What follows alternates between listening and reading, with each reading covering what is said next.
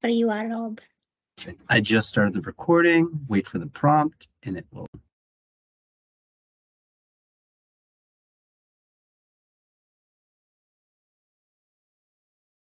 Off you go. Oh, I think I'm mute. Did everybody hear when I say good morning, everyone?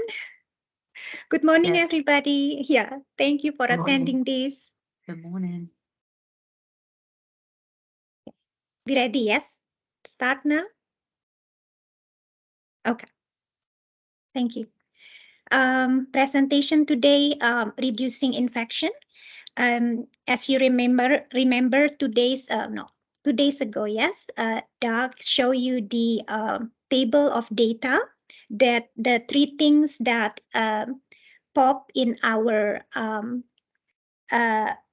collection of data is fall incidents that occur often, infection, and the need of the proactive psychiatric support and reducing pressure wounds. So this reducing infection presentation, by sharing this with you all, we would like to make sure that we pay really, attention on this case or infection that may occur for our members, so we can make sure we follow through this and make sure this we can do some prevention on this area. All right, we will start. Okay, so this is the table of content. Medical definition of infection, the etiology of infection, factors to follow through in preventing infection. I put a just for FYI, the cleaning and disinfection, infection prevention summary, and recurrent infection dilemma, list of anatomic lesion and secondary immune disorder. I think this information is fun to read, so that's why I put on this slide as well. And references, if you would like to know more, you can click on the link and you can have more information. So this is the picture of viruses that I thought that's cute. So I put that there. I like pictures, so I put on my slide. All right, so definition of infection. The invasion and multiplication of microorganisms such as bacteria, viruses, and parasites that are not normally present within the body. An infection may cause no symptoms and be subclinical, or it may cause symptoms and be clinically apparent. An infection may remain localized, or it may spread through the blood or lymphatic system or vessel to become systemic. Microorganisms that live naturally in the body are not considered infection. For example, bacteria that normally live within the mouth and intestine are not infection. You see the underline on some of the statement in here. If you click on it, it will take you to the link for more information. The etiology of infection, we will start with viruses. Viruses are small particles of genetic material, either DNA or RNA, and that are surrounded by protein coat. Some viruses also have a fatty envelope covering. They are incapable of reproducing on their own. Viruses depend on the organism they infect hosts for their very survival. Viruses can affect many areas in the body, as you already know, including the reproductive system, respiratory, and gastrointestinal system. They can also affect the liver, brain, and skin. Research reveals that viruses are implicated in many cancers as well. So on the other slide, I will also would like to share a little bit about the different of viruses that I think that's fun to know. And this is the example of viruses that cause cancer. You can read this by your own time. So this is some oncoviruses or viruses that cause cancer. The EBF is a herpes virus that spread through saliva. And this virus can also cause another type of diseases such as Burkitt lymphoma, some type of Hodgkin's and not Hodgkin's lymphoma, and stomach cancer. This is rare for the stomach cancer. I put that underline there. If you click on it, it will take you to the link because um, it can happen. Hepatitis B virus, as you're already very familiar with this, is spread through infected blood, semen, and other body fluids. Um, so this can cause cancer as well, and the hepatitis C virus. So this is just the pictures of the diseases that associate with the EBV. They can cause many cancer disease. This is just a picture that the viral infection can attack so many organs in our body. So this is the diseases that can cause by viral infection. Encephalitis, meningitis, common cold, of course, pharyngitis, well, I'm so sorry if my accent is sounds so happy on this because I tend to say it in my Indonesian accent, I guess. So I say gingi gingistomatitis. So, but there is things in there, so you can see that. Cardiovascular hepatitis, skin infection, eye infection can cause by virus. It's not just bacteria, as you know. Parotitis, pneumonia, myelitis, pancreatitis, gastroenteritis, and sexual transmitted diseases that you already see that can uh, from the hepatitis virus as well. Now I would like to, because of the COVID things that occur since a couple years ago. So this is the envelope and non-envelope viruses. One of the major and best known virus classification is the separation of envelope from non-envelope viruses. In general, what distinguishes them in the present for envelope viruses or absent for non-envelope viruses of a lipid bilayer membrane of the outer part of the virus. So probably you're very familiar with the pictures of the COVID virus. Then you can see those, they try to picture it so you can have more understanding what is exactly that DNA, RNA, or the layers of the viruses. Non-envelope viruses, also known as naked viruses, are typically more virulent than envelope viruses. Non-envelope viruses are more resistant to extreme pH, heat, dryness, and simple disinfectant. Some examples of non-envelope viruses are norovirus, enterovirus, adenovirus, and rhinovirus. So I put that in here because I would like to stress in this that the COVID virus is the envelope virus. So the good thing is these envelope viruses tend to be more sensitive to extreme pH, heat, dryness, and simple disinfectant. That's why we use this disinfectant to reduce the contamination or spreading of the COVID-19 flu viruses and other type of envelope viruses. Example of envelope viruses include in here influenza, human cytomegalovirus, HIV, respiratory syncytial virus or RSV, vaccine virus, and human coronaviruses, that including the COVID-19. So that's why I put that in here. Bacteria. Now we go to the other source of infection. Single-cell microorganism that can exist either as independent, free-living organism or as a parasite, dependent on another organism for life. So this is just some example. You can read in your own time. And I know that there is some E. coli in here, streptococcus, that often occur in the member infection case, throat infection that also often occur. So this is just the thing that we should also know or familiar with.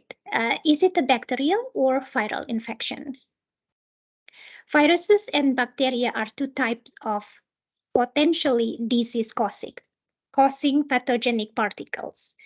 Viruses are much smaller than bacteria and cannot reproduce without the assistance of a host. Bacteria can reproduce on their own.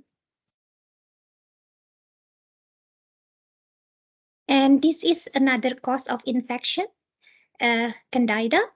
So I put that a little thing on the slide just for your information. Although Candida is ordinarily a harmless colonizer of mucosal surfaces and skin, breach in the skin or mucosal integrity, though, can lead to invasion of deep tissue and hematogenous dissemination. So this is originating in the blood or spread through the bloodstream. I put this link on cdc.gov about this. If you would like to know more, then you can click on that link. I put this how to prevent fungal skin infection. We can share this with our shared living provider and our member as well. Refresher when you do the home visit and you know the member that you care and serve have some condition that prone to skin infection, then you can help to do some refresher with this. Clean skin with pH balanced skin cleanser, no rinse cleanser or mild soap, water, then rinse. Dry the skin thoroughly, soft cloth or pet dry technique. For incontinence care, apply a skin sealant or barrier cream containing zinc oxide. All steps must be repeated after each incontinent episode.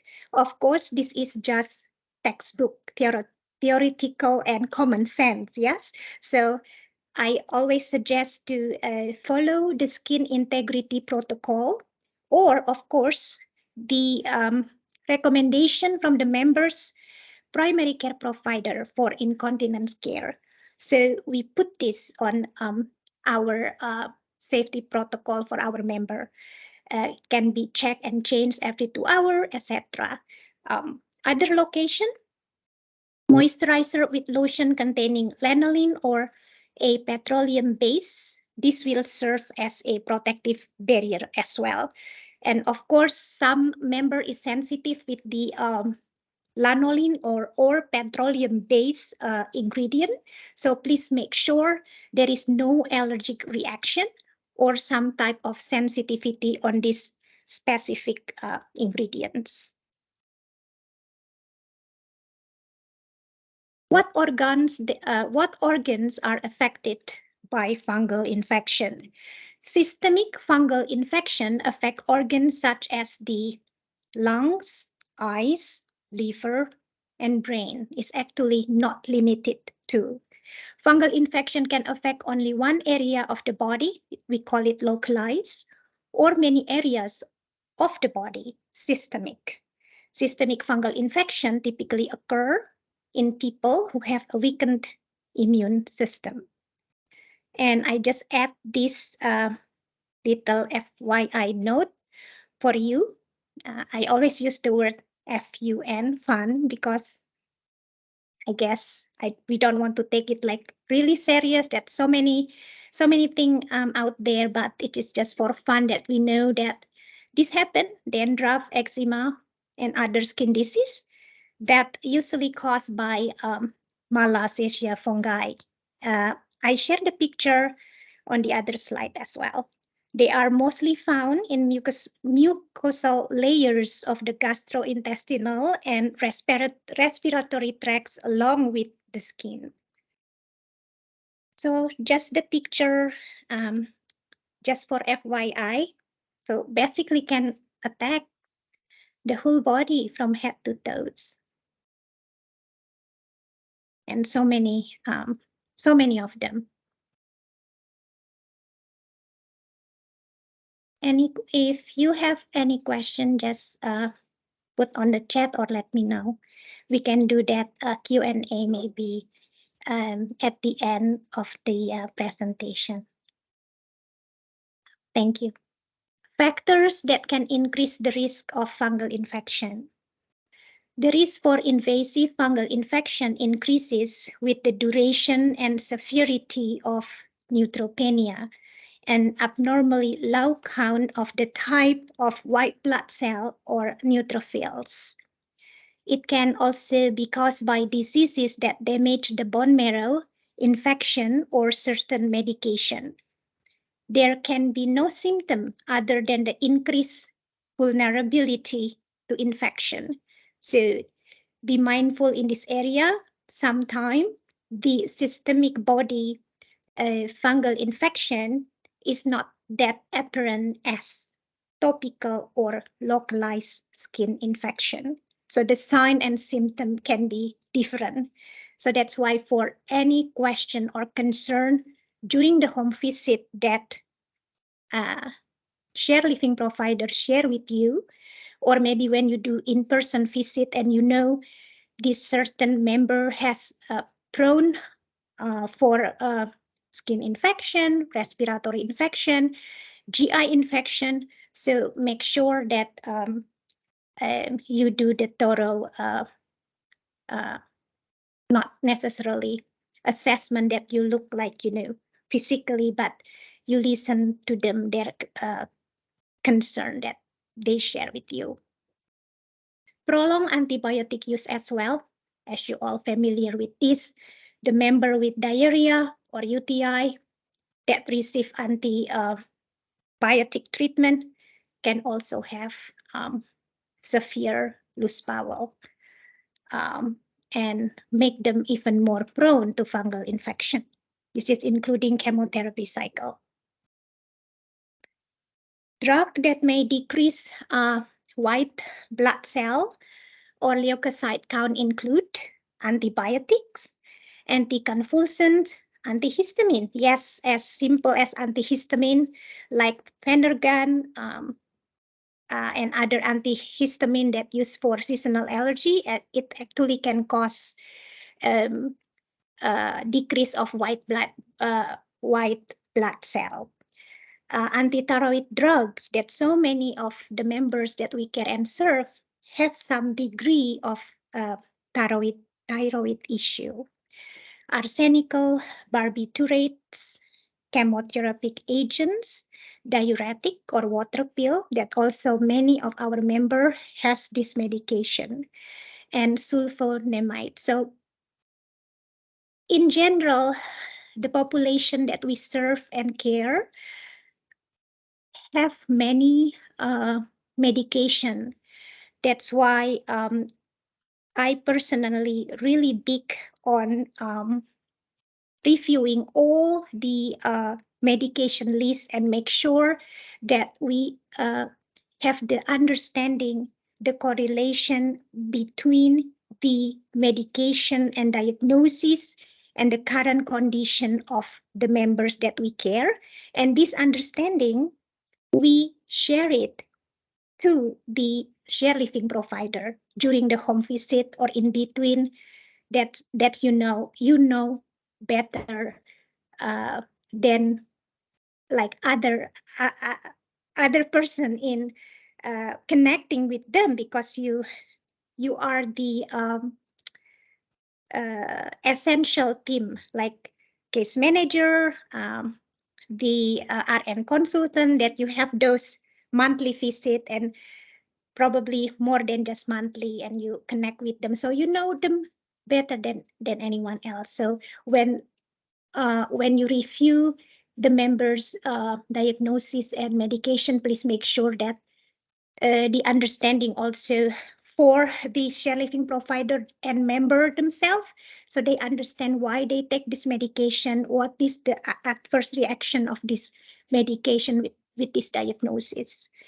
So I think that's very important. And as you already know, probably after listen to or attending my other presentation, I'm also very big on dietary intake, because as simple as that, I do believe the dietary intake can help to prevent infection. This is just the fun picture of Candida that we have mentioned before. Candida species are the most common causes of fungal infection. Approximately 90% of the infection are caused by 5 species: the Candida albicans, Candida glabrata, Candida tropicalis, Candida parapsilosis, and Candida krusei. Of course, it's like probably you said that, geez, I don't even, no need for us to know about this, but I think this is actually fun to read and to know if you curious, because there is so many candida, and then it can attack so many part of our body, yeah, including the, of course, the member, especially for the member who prone to the skin infection, the member with diabetes, a member with obesity. Uh, that's so many trigger that can cause this fungal infection. Candidiasis is a fungal infection caused by yeast, a type of fungus called Candida albicans. These Candida normally live on the skin and inside the body. So you know that if we can take good care of our skin hygiene, we will not get this infection. So just prevention. So this is the factors to follow through in preventing infection.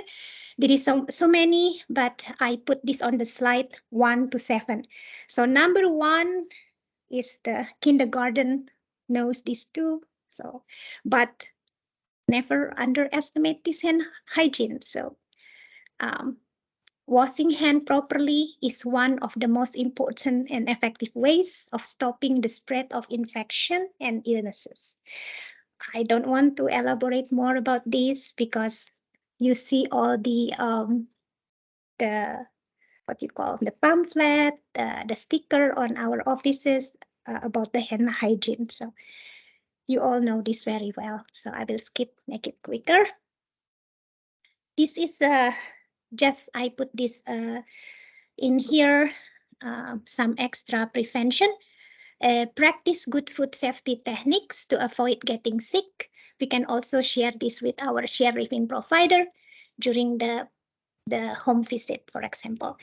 In every step of food preparation, follow the 4 guidelines to keep food safe: cleaned, wash hand and surfaces often, separate, don't cross-contaminate, cook to proper temperatures, checking with a food thermometer, chill, refrigerate promptly. So for cook, I always make sure that when I cook chicken is 160 Fahrenheit, so there is have a food thermometer just to make sure. Sometimes the thick chicken breast that's so thick, if you use that frozen chicken breast, sometimes when you cook it too quick with the heat, that high heat, the middle can be still pink. So just share with the sheriffing provider. If not sure, just do the use the thermometer. Vaccination, important. Number 4, medication management. Immunosuppressive therapies impair wound healing. This is just for example that can increase the risk of infection. Do the risk assessment. This is including standard and transmission-based precaution. This is just FYI, I add in here the alcohol. So there is so many type of alcohol out there with the different percentage. So I just put that in here for fun. Isopropyl alcohol, otherwise known as a rubbing alcohol, is a common tool for injury treatment. So Alcohol can be used to clean surfaces and inanimate objects as a disinfectant, as well as applied to skin and injury as an antiseptic. When selecting a concentrate alcohol, it is important to consider what the purpose of the product will be, as some alcohols are better or worse at certain tasks. An antiseptic kills microbes and germ on a living organism. This is different than disinfectant, which are used to clean surfaces or non-living material. Cleaning a cut on a person would use the antiseptic, whereas cleaning a table that had blood on it, for example, would be a disinfectant. Um, for antiseptic, the CDC recognized ethyl alcohol as being less harsh and potentially less harmful for the skin. This alcohol causes less damage to living matter and would be what is used for cleaning a wound or injury. So that is per CDC standard. So we can use this ethyl alcohol. This is another additional information on alcohol. The CDC recommend choosing a hand sanitizer that contain at least 60% ethyl or isopropanol alcohol and avoiding products that contain less than 60%. So that's why you will never see that less than 60% that we use it as a hand sanitizer, for example. Ethyl alcohol is effective at killing a large range of viruses, but this does not include hepatitis A or poliovirus. So that we can use the 0.5% bleach solution is recommended disinfectant for hepatitis A virus and poliovirus. And again, back to previous slide, the virus that can cause COVID-19 is, you remember, right? The envelope virus. Both type of alcohol are effective at killing it, but ethyl may be more effective. So that's why in the office we use that ethyl alcohol hand sanitizer. A concentration of about 70% isopropanol or ethyl alcohol is most effective for killing germ. 70% alcohol enter the cell of denature both enzymatic and structural proteins. This increase the potency of its evaporation antimicrobial properties. Well, in general, solution with 60 to 90% water tend to be more effective at killing viruses than solution with concentration outside this range. So continue with the prevention approach. Safe management of care equipment, safe management of environment, management of laundry, management of blood and body fluid spills, waste management. Just a little FYI, I put that on the green box over there, especially for the member who has insulin needs. Make sure that the shared living provider have a specific sharp containers, and sharp container must be sealed prior to being discharged or replaced. If the sharp container already full, the shared living provider can send it or reach out to the pharmacy, to the local pharmacy. They usually will accept that shared containers to be discharged. Waste management and handling procedure are key to good sanitation. Proper waste management will preserve litter nutrients, avoid groundwater contamination, and I put this in red, prevent disease transmission, and eliminate odor by using these methods. Management of blood and body fluid spill. I put that in here because there are cases that the member may have some sign and symptom of severe diarrhea, vomiting, maybe some injury that have, some area bleeding, open wound, stuff like that. Cleanup and decontamination decontamination is a three-step process requiring proper personal protection equipment, removal of gross filth, visible material that you can see, followed by disinfection of the surface. Management of soil laundry is very important.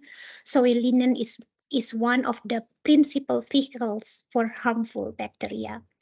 All infected linen, that is contaminated with the body fluids, bedspread, pillowcase, blankets, sweater, that whatever that has the trace of the visible material must be washed separately from other items. Clothing can be decontaminated using hot water and an approved laundry detergent followed by tumble drying or hot ironing. So basically just follow instruction from the washer or dryer manufacturer. Disinfectant are generally not needed when soiling is at the low level. However, though I think just follow our gut and use the common sense. Use disinfectant on the case-by-case basis, depending on the origin of the soil linen. Dry linens completely in the dryer. So this is the cases that we can see in our agency. Member with an indwelling catheter that has a higher risk prone to infection. Member with a significant history of recurrent urinary tract infection. A member who has chronic kidney disease with dialysis treatment or central line. Chronic GI infection from C. diff that often we see this in our member. Candida infection, an infection caused by multi-drug resistant organism. That's also occur in our population. Things that we can review.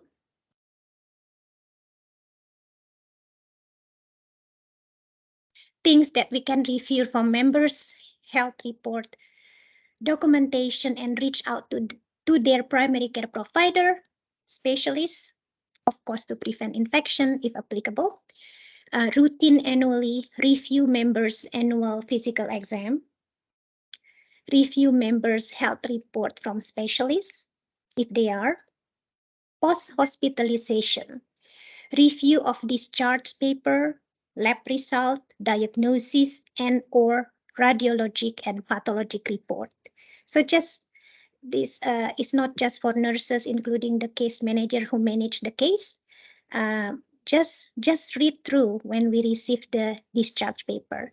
I know you all do, but sometimes there is some certain medical terms or something else that a little bit unfamiliar. We can always reach out directly to the primary care or ask the team nurses.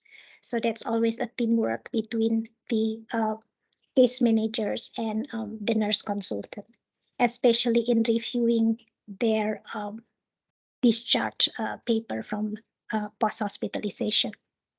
Review of records of a member who is readmitted after surgical procedures or members who undergo reoperation. This happens not that often, thank God for that, but when our members readmitted after surgical procedures, we really need to put complete, accurate documentation because this is very important for us to know why this happening and how to prevent this from occurring again to the members that we care. Number 6, factors to follow through in preventing infection is always education and training, right? So providing education and training to members and their caregivers. Basic infection prevention education and training should include but not limited to use of personal protective equipment, PPE, self-supportive devices. So this is, I know that this these past 2 years, we have been very big on it because of that epidemic. The pandemic. Number 7, respiratory hygiene or cough etiquette. A sick member and a caregiver should cover their nose or mouth when coughing, promptly dispose of used tissues, and practice hand hygiene after contact with respiratory secretion. This is the summary in cleaning and disinfection, because this will help in preventing spreading of infection. So I just put that in here. Cleaning refers to the removal of organic material on soiled surfaces. It is generally accomplished with water, mechanical action, and detergent or enzymatic products. That's cleaning. But now we would like to disinfect the area. Disinfection refers to elimination of many or most microorganisms. Chemical disinfectants can kill most vegetative bacteria, some fungi, and some viruses. Basic principle to prevent the transmission of microorganisms in the home. As always, wash hands. Wash hands with soap and water, or use an alcohol-based hand rub before and after contact with an individual or member who may be infected or colonized. A caregiver is to wear gloves if there is a change of soiling of hands, and perform hands hygiene after removing the gloves. So this thing on the slide you can share to your shared living provider as well, if needed. If clothes become soiled, promptly remove and launder them. Promptly dispose of all potential infectious waste in the household waste receptacle. Clean surface with a standard household cleaning solution. So this is just the thing that just to press on the definition and difference between cleaning, sanitizing, and disinfectant.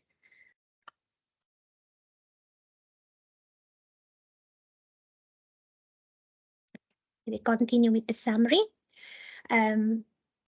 Microorganism can spread by contact, droplet, airborne, and vector transmission. Contact transmission, which includes both direct and indirect transmission, is the most frequent and counter mechanism of the spread of antimicrobial resistant microorganism in the home and environment. So that's most frequent, the direct and indirect transmission. Again, proper hand hygiene, as well as cleaning of equipment and the environment, is important in both the home and where healthcare is provided. This is, I put that in here. There are 2 tiers of recommended precaution to prevent and spread of infection in healthcare and home settings. You're very familiar all with this: standard precaution and transmission-based precaution. When standard precaution alone cannot prevent transmission, they are supplemented with transmission-based precaution. This is crucial. The second tier of infection prevention is used when individuals of members we care have diseases that can spread through contact, droplet, or airborne routes, such as skin contact, sneezing, coughing, and are always used in addition to the standard precaution. Continued with the standard precaution.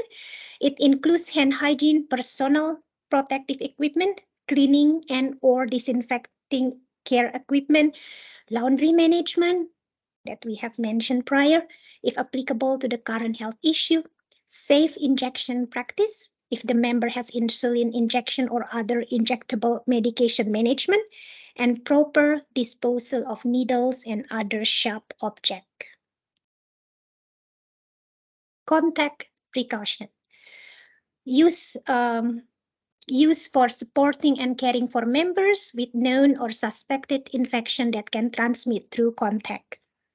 For those members, standard precautions are needed, plus limit transportation and movement of members.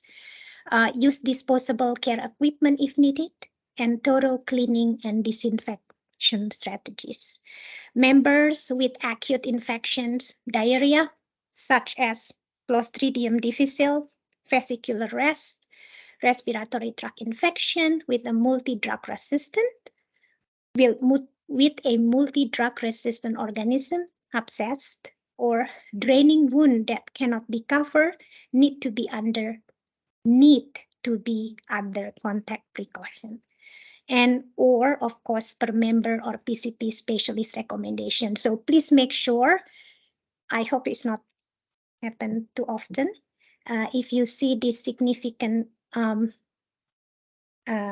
indication of transmission based situation, please put the safety protocol in place with specific individualized training or refresher to their share living provider. Documentation, and always save your hard work on the server as well. Just another picture for fun. I told you I like pictures. Contact precautions are intended to prevent the transmission of infectious agents, including epidemiologically important microorganisms, which are spread by direct or indirect contact with the sick member or the sick member's environment. Again, is where PPE when in contact with the member, individual surfaces, or object within the environment. Droplet precaution. You know that, and I put this just for fun as well, the pictures. Used for member or individuals with known or suspected infection that can transmit by air droplets through the mechanism of cough, sneezing, or by talking. Is an hour already, so I will try my best to make it faster. So let's see. Airborne precaution, you know that, right? So I will let you read this by in your own time. So the most important pathogens that need airborne precaution are TB, the tuberculosis, and then we had this occurs a couple months ago, I think, with more than 3 members who have this TB infection. This is the difference between droplet and airborne transmission. Well, due to the time, this is just, you can read this by yourself. It's again is about the envelope, non-envelope viruses, human droplets, and yeah, stuff that I do believe that's important for us to share with the shelving providers. So again, never underestimate the droplets that may be loaded with infectious particles and can infect another person. If the bacteria or viruses contact their eyes, nose, or mouth. They may also fall on surfaces that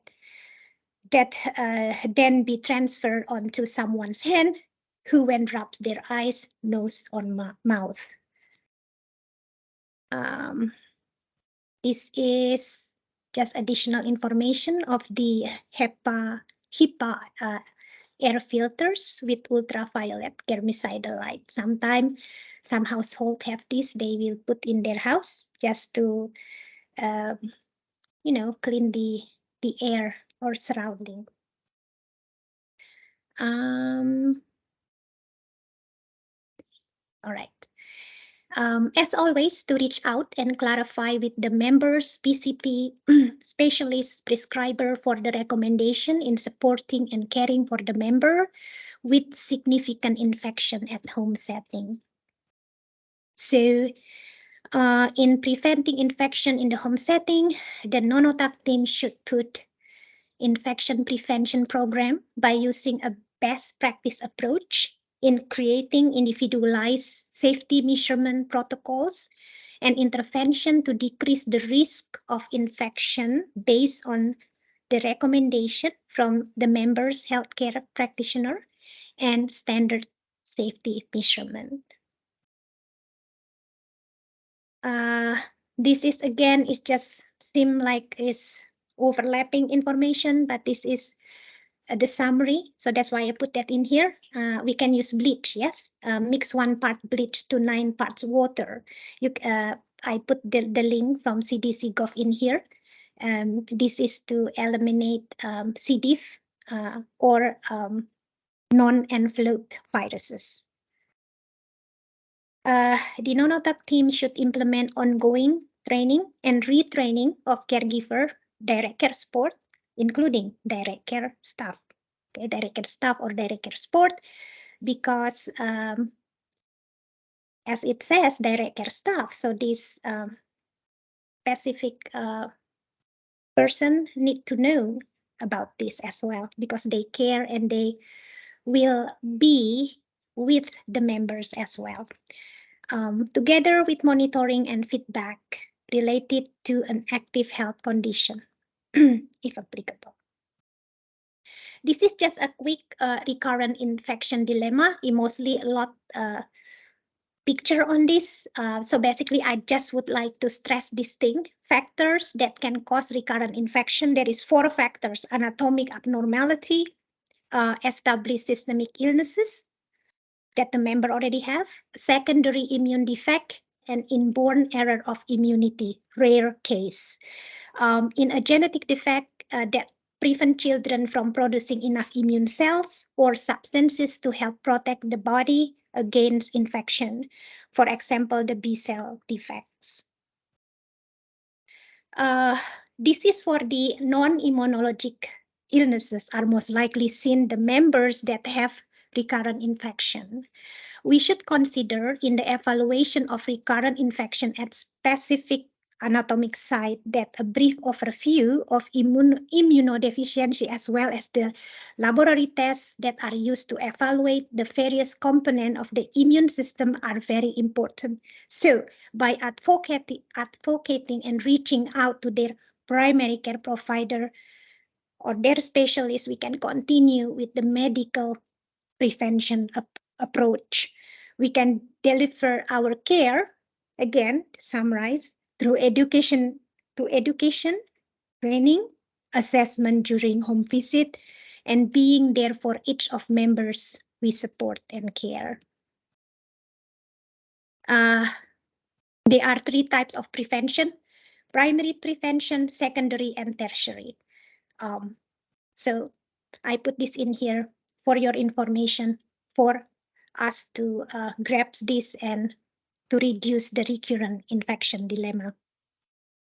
It is helpful to consider the following broad categories of etiologies. Refer to their diagnosis from their annual physical evaluation and other related medical reports, and when caring for and supporting member with recurrent infection. I put this additional slide just for your information. We almost done, I promise you. It's just a pictures. So this is, for example, the anatomic lesion, whether congenital or acquired disorders affecting the function or specific organs are important causes of recurrent infection, most likely in adults. So there are some members who have this recurrent ear infection, for example. So this is part of the anatomic lesion. The lesion is on the organs. Sinusitis, for example, allergy, seasonal allergy, a member who have polyps. So I will do this quick. So this is basically the example that can occur. And you see this GERD, the esophageal disease, in here too. Cystitis, urinary stasis. I put this in red because it just occur often. The member has this type of diagnosis, like a neurogenic bladder, urinary stasis, incomplete bladder emptying, and stuff like this is occur often that cause trigger for urinary tract infection. Another one that attack kidney, right? Skin, I put that in here, the cellulitis. That's so many type of it. Another thing is Crohn's disease also is is in here, and the members that we serve have this type of illness. This one, the central nervous system. This is the secondary immune disorder. Not often occur, or we don't have much case for this, but this is just for your information. So this is the secondary immune disorder due to other medical condition or treatments for this condition are a much more common cause of recurrent infection than primary immunodeficiency. Well, some of our members actually have some type of cancer, autoimmune diseases. So that's why I put that in here as well as a reminder that these significant diagnoses are actually real, and we will see this in our population. This is the microbial infection. We also have this situation or case like HIV infection, herpes group viruses, malignancy. We have this too. And of course, the disorder of biochemical homeostasis, diabetes, rampant. Is so many of the new referral that we have this situation, diabetes. So make them prone to infection. This is the autoimmune disease. This also, we see these cases, rheumatoid arthritis and lupus disease and others. I just put that in here. This associate with secondary immunodeficiency. I think HIV, and you can read this. Was done, right? I guess so. All right, I think we done here. Infection prevention is an important approach to ensure employees, members, and families are protected against infectious diseases and infection by providing prevention information, necessary training, safety protocols, guidelines for control and prevention. Therefore, we can work as a team to reduce the incidence of illness and hospitalization in our care and support. The cornerstone of successful infection prevention is a good communication between the Nonotuck team, shared living providers, members, and their healthcare providers, including reporting concern, reaching out with question and concern, is double. In addition to that, review their health documentation, follow up on safety and healthy home environment. And just let me know when you have a case involving contagious and or infection. I just put that in here, infection that lead to sepsis. Most often start in the lung, urinary tract, skin, or GI system. Basically, basically never underestimate the infection. So let me know. This is for the internal system, for the QE department as well. And thank you for your attention and feedback and for attending this presentation. If you have any question after, you would like to send me an email or you have a feedback, please let me know. So in the future, I can make it better and just try to be, I don't know, grow together with you, learn from you as well. And I can refine this slide, do some editing or stuff like that. And the QE team put this or save this slide on the server under orientation training material. Thank you so much. Thank you, Survey. Good job as always. You're so informative. We appreciate you. We appreciate you. Thanks, Survey. Thank you. Thank you so Survey. much. Thank you for being patient with me. I Thank you for appreciate being that. patient with great. us. So informative. Thank you for being patient with us, because I know we, Oh. after this, we're gonna, email you with a lot of questions, but Of we course. appreciate it. Oh, sure. You- Anytime. Yeah. Okay, you I have a good day. probably like to answer through the email, maybe better. Maybe Survey, we you're will also great. have You're a great. better. Maybe that Surfi talking. She missed the D or A or S or Surfi Survey. the That's clear. scrollers. You have to put the S on the back. Sir, Okay. You're I'm better fine. maybe Survey, you're typing. fine. You're fine. We're all from different places, and we all people can't understand me. They say I don't use my A's and R's. We're all the same. Okay. Thank you so much. Thank Have a you. wonderful Take day. care all. Yeah. Bye Bye-bye. bye. You too. Thank you. Bye. Thank you so much, Rob and Doug, and No, everyone you're from welcome. Thank QE. you, Survey. Yeah. That was a Thank huge you. resource. Yeah. Yeah. Thanks. Bye. Bye. Have a good Have a one. good day, You Survey. too.